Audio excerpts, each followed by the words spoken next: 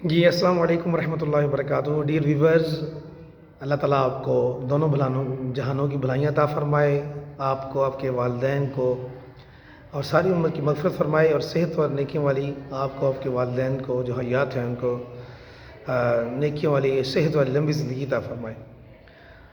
ویور، دوستیاں، friendship تو ہر کوئی انسان کرتا ہی ہے۔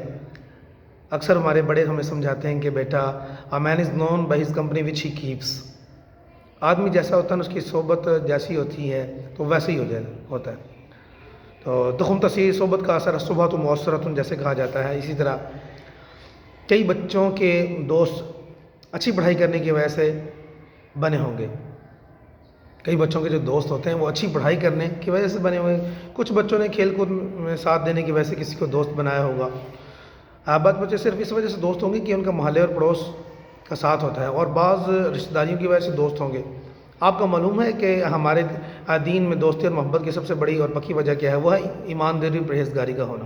یعنی اگر ہم اپنی کلاس میں کسی بچے کو دیکھیں کہ وہ ہمیشہ سچ بولتا ہے، اسکول مدرسے سے چھٹی نہیں کرتا، اپنا کام ہمیشہ وقت پر کرتا ہے، پابندی سے نماز پڑھتا ہے، امی ابو استادوں کا کہنا مانتا ہے، تو اس کا مطلب ہے کہ وہ پختہ بچہ ایماندار ہے۔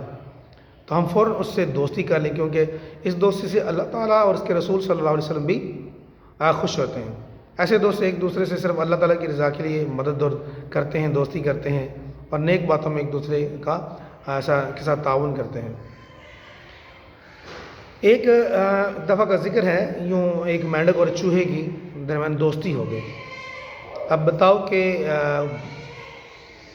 ہوانا بے جوڑ کام، یعنی یہ بے جوڑی کام ہے نا، کہ ایک اکثر پانی اور تالاب میں رہنے والا اور دوسرا بل بنا کر زمین پر رہنے والا، دونوں کی دوستی ہو گئی۔ لیکن دونوں نے ایک بڑی مشکل کا سامنا تھا، دونوں کو ایک بڑی مشکل کا سامنا تھا۔ وہ یہ کہ جب چوہے میاں مینڈک صاحب سے ملنا چاہتے تو تالاب کے کنارے کھڑے ہو کر آواز پر آواز دیتے رہتے، لیکن مینڈک صاحب پانی میں ڈبکیاں لگا رہے ہوتے اور ان تک آواز نہ پہنچتی۔ اس طرح چوہے میاں جو تھے انتظار کرتے، واپس چلے جاتے۔ اس طرح جب مینڈک صاحب چوہے میاں سے ملنا چاہتے تو بل کے پاس کھڑے ہو کر آوازیں دیتے۔ چوہے میاں سے کہاں پہنچ چکے ہوتے، اس لیے ان تک بھی مینڈک صاحب کی آواز نہ پہنچی، اور مینڈک صاحب انتظار کرتے کرتے چلے گئے۔ ایک مرتبہ دونوں کی ملاقات ہوئی تو دونوں نے ایک دوسرے سے شکایت کی کہ یہ بھی عجیب دوستی ہے، گھنٹوں ایک دوسرے کا انتظار کرنا پڑتا ہے اور کوئی فائدہ نہیں۔ پھر مشورہ کیا کہ ایک مضبوط رسی لے کر ایک کونے سے چوہے میاں اپنی دم باندھ لیں اور دوسرے کونے سے مینڈک صاحب اپنی ٹانگ باندھ لیں۔ بس پھر کیا تھا، دونوں نے رسی باندھ لی۔ جب چوہے میاں مینڈک صاحب کو بلانا چاہتے تو دم کھینچتے، اس سے رسی کھینچتی اور مینڈک صاحب سمجھ جاتے کہ چوہے میاں یاد فرما رہے ہیں، اس لیے پانی سے باہر آ جائے۔ اس طرح مینڈک صاحب جب چوہے میاں سے ملنا چاہتے تو ٹانگ کھینچتے اور ہلاتے، اس سے رسی کھینچتی اور چوہے میاں سمجھ جاتے کہ مینڈک صاحب کی طرف سے بلاوا آیا ہے، اس لیے بل سے باہر آ جاتے۔ خدا کی شان دیکھیں آپ کہ ابھی کچھ ہی دن ہوئے تھے کہ چوہے میاں کہیں سے ملا ہوا روٹی اور پنیر کا ٹکڑا کتر رہے تھے کہ بیگم جو ذرا نیچی پرواز پر تھیں، چیل بیگم، چیل ہوتی ہے نا جو اڑتی ہے، جسے کہتے ہیں جہاز بھی بنا ہے، چیل بیگم جو ذرا اونچی پرواز پر تھی، اونچا اڑ رہی تھی، روٹی اور پنیر کا ساتھ چوہے کا تازہ گوشت دے کر پہلے تو خیالی پناہ بنانے لگیں۔ آج تو 2 وقت کا انتظام ہو گیا، بڑی یعنی کہ وہ چیل خوش ہوئی۔ پھر اپنے خیالی پلاؤ کو رنگ دینے کے لیے آئیں اور ایک جھپٹ ایسے مار کر چوہے کو ان کی روٹی اور پنیر سمیت اوپر لے اڑی۔ اب جو رسی کھینچی تو مینڈک صاحب جو اپنے ٹرٹر میں لگے ہوئے تھے بے قرار ہو گیا۔ عزیز دوست چوہے میاں بے قراری سے جو ہے نا وہ چلا رہے تھے۔ ابھی خوش ہی ہوئے تھے کہ خوشی حیرت میں بدل گئی کہ مینڈک صاحب اپنے تالاب سے اچانک گھسٹ کر ہوا میں بلند ہو چکے تھے۔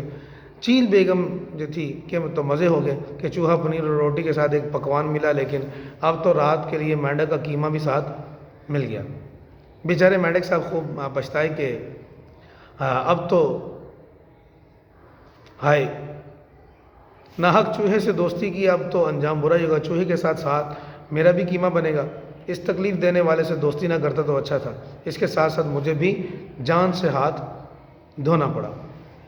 مگر ڈیئر اسٹوڈنٹس، میرے پیارے عزیز بچوں، اب پچھتاوے کیا ہوا جب چڑیاں چگی کھیت؟ اب پچھتاوے کے سوا کیا ہو سکتا ہے؟ اسی لیے کہتے ہیں کہ جو جس سے دوستی کرتا ہے اور جس کا طریقہ اختیار کرتا ہے تو پھر انجام اور حشر بھی اسی کے ساتھ ہوگا۔ پہلے بچوں، ہم غور کریں کہ ہمارے دل میں کس طرح کے لوگوں کی محبت ہے، کن کی طرح ہم بننا چاہتے ہیں اور کن کے طریقوں پر ہم چل رہے ہیں۔ اگر اچھے لوگ مثلاً آپ علیہ الصلوۃ والسلام، ان کے صحابہ رضی اللہ تعالیٰ عنہم اور نیک لوگوں کی محبت ہمارے دلوں میں ہے اور ان کے طریقوں پر ہم چل رہے ہیں تو ان کے ساتھ قیامت کے دن ہمارا حشر ہوگا۔ خدا نخواستہ اگر برے لوگوں سے محبت اور ان کی نقل کرنے والے ہوں گے تو ان کے ساتھ قیامت کے دن حشر ہوگا۔ اس لیے ہمیں اچھے دوست بنانے کی کوشش کرنی چاہیے، ورنہ برا دوست جب کبھی اپنی شرارت یا خرابی عادت کی وجہ سے کہیں پریشانی اٹھائے تو سخت ڈر ہے کہ ہم بھی اس کے ساتھ مصیبت میں پھنس جائیں۔ اس لیے ہمیں اوائڈ کرنی چاہیے ایسے دوستوں سے۔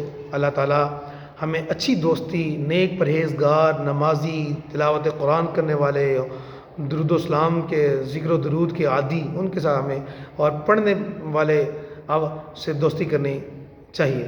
اللہ تعالیٰ توفیق عطا فرمائے، ہم بروں سے بچیں۔ اللہ تعالیٰ ہمیں عمل کی توفیق عطا فرمائے۔ اگر آپ نے ابھی تک چینل سبسکرائب نہیں کیا تو کائنڈلی چینل کو سبسکرائب کریں۔ ملتے ہیں نیکسٹ ویڈیو میں، تب تک کے لیے اللہ حافظ۔